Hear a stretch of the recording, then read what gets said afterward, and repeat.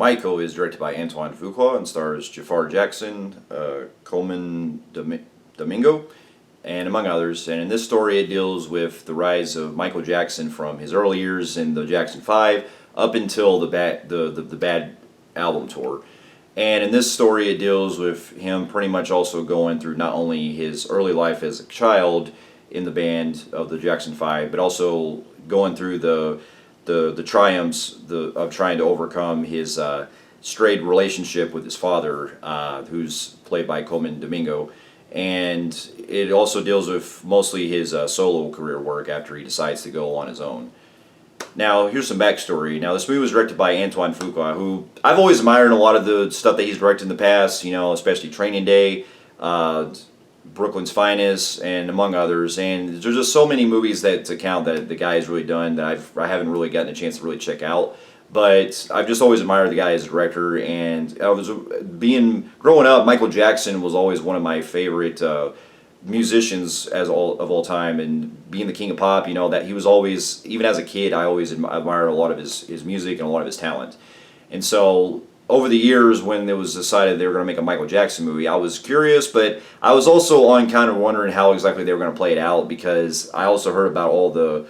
stuff that we heard about that was big in the controversy surrounding him, a lot of things. And it's one of those where they had to pretty much get the estate of the Jackson family involved with making the film and everything. And so when word got around they were trying to make the film, they had to pretty much, I heard, do some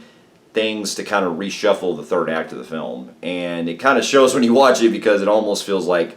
they basically legally couldn't really acknowledge certain stuff that happened in real life, along with a lot of other things as well. And so going into this, I had really good high expectations, but I also went into it open-minded, because whenever we get musical biopics of movies, I go into it with the best kind of mindset. Like, we're not going to get probably the full story about who the person is, especially since you can't always do that in 2 hours. But I mean, being as just a fan of the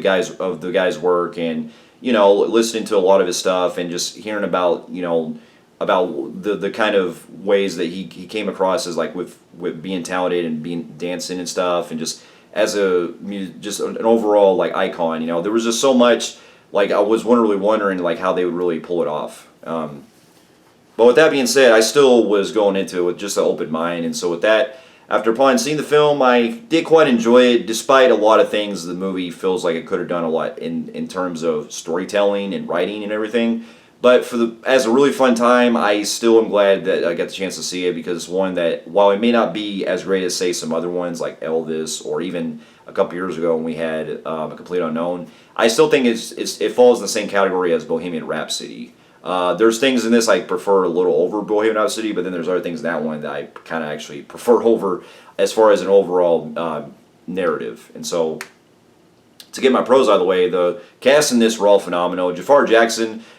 being Michael Jackson's nephew, I thought really nailed him. Not only the way that he captures mannerisms, the way he kind of looks like him in some ways, but just he really captured the voice too, the very kind of high-pitched voice that Michael Jackson was known for, which I did also kind of wonder if they were going to maybe play into more of, like, Michael's, like, real-life voice that he kind of had, because I've actually heard, like, in other places and stuff that he would actually be speaking in kind of a deeper voice. So I don't know if that was something they just left out intentionally, or if they just really didn't want to spend too much time, like, doing that part. But Jafar just did an amazing job. He really not only captured the movements, especially the way that he dances with Michael, like how Michael did, but just a lot of the ways that you get to see more of the lonely side of him, of where he's, like, by himself and he's trying to interact with, like, Bubbles the chimpanzee and stuff. Like, it's just, he really nailed it. And then the rest of the cast is great too. Like Coleman, I've really admired the guy as an actor over time. And, every performance I have seen him do, he does an amazing job. And in this, he really not only captured Joe Jackson to a T, but he actually kind of really made it to where I kind of forgot that was actually him, because he actually kind of looks like the guy in real life. So he was fantastic, and there's cons I really have more at the writing of this character, but the performances, they're all across the board phenomenal. Even the ones that also show up, like Miles Teller, and not to go into too much detail, but there's also a surprise appearance that I didn't quite captain, but if you know what I'm talking about, he also played in Bohemian Rhapsody too, so I was like, wow, that's kind of a second for this person. And so that everyone was fantastic, and then the production design too, the way that they're able to capture the time periods from the Jackson 5 era to going into the 80s when you have the where Michael was doing on his own and everything, it was to a T. And I really do love the way they were also recreating the music video segments from when we get to see later with Michael doing like the Thriller music video, and then when you get to see the live performance of Bad being played at the end. I thought it was great, and then also the other segments too, where he's like doing like the behind the scenes kind of thing, where he's prepping up for Beat It and stuff like that. But just the way that they were able to capture all the music videos, I thought was just not only phenomenal, but the music is just such. It's one of the biggest strong points because the music itself is like a key character in this, you know, because it goes along with him trying to piece together what he's writing next and everything, and just a lot of it just gets you in that kind of beat that if you watch this in a theater, it's definitely worth it, especially when you're around a big crowd and everything. And then on top of that, I do appreciate how the movie goes into like the struggles that happens where Michael is just trying to get into his solo career and being away from his dad. And I did really feel for it throughout the movie on an emotional level. It certainly got to me in quite some ways, but it did kind of also struggle in some aspects because it has a tendency where it kind of glosses over certain things during his life that I'll get into later with that I feel like they really could have explored more with, you know. But that also kind of falls in my cons, where as much as I was really getting into the film, it does kind of struggle with its pacing, with how it glosses over with a lot, because there's a lot of scenes where it feels like there's like a big jump that happens from like when he's a child all the way to where he's kind of like in his like early 20s and stuff, and or like when he's like really where he's like going from his childhood all the way to where he's like, you know, fully grown and stuff. I feel like they could have maybe spent time like during his teenage years, or maybe do something where they could have seen a lot more of the establishment happen with that, because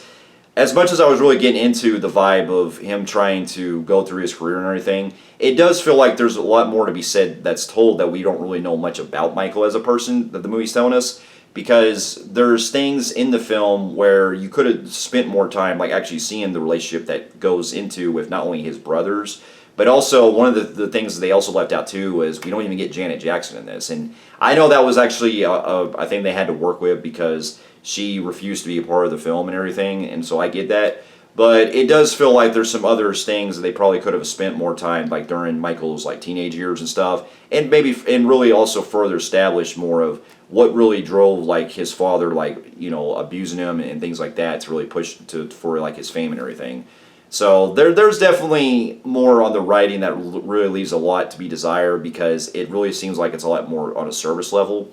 And then there's also points when, as the years go on, where you get to see Michael on his solo, out doing his like solo and then throughout the movie, when you're seeing Michael going on his own and everything, there's also more time they could have really spent on with how he's coming up with like writing his material and stuff. And they could have also really spent more time like doing recreation behind the scenes on stuff, because besides the Beat It music video and a little bit of the Thriller music video, we don't really get to see much of like the behind the scenes aspects of what they do as far as his actual iconic songs. I think it would have really been cool that they really could have seen like the art on an artistic point, like how he is as a you know, telling like what really went on like behind the scenes of stuff like that, like when he's talking with like the music video directors. And you know, because as in Michael's terms, it's always what he called like short films, you know. So I'm actually really curious, like if they, because I actually have heard now that they're actually planning to do a sequel to this, and if they get to like the other stuff with like Smooth Criminal and things like that, I would love to really see how they came across of like really getting into seeing the vibe of like how they recreated the scenes and everything, or sorry, how they went behind the scenes and stuff of actually making the videos, you know. But I mean, there's more I can go into detail, but it's also one of those movies that, because it really goes by so fast and it really leaves some things to be desired, it's what really makes the movie feel more like an experience. But on a narrative standpoint, it feels like it seems like it really should have done a lot more with. It really needed to have a lot more to work with, so to speak. And then on top of that, it does seem like there was some more things they left out. That unfortunately, when the movie ends, it kind of goes really abruptly, and so that's why I can definitely see where a lot of the complaints are happening, because the movie just kind of ends with no really payoff. So depending on how we see with the follow-up that they're planning to do next, I don't really know exactly how they're going to really pull it off. If they're going to call it like Jackson or something else in title, but I mean, I'd be curious to see what they do with it. But there is definitely something that they have to really work around with, trying to work with the Jackson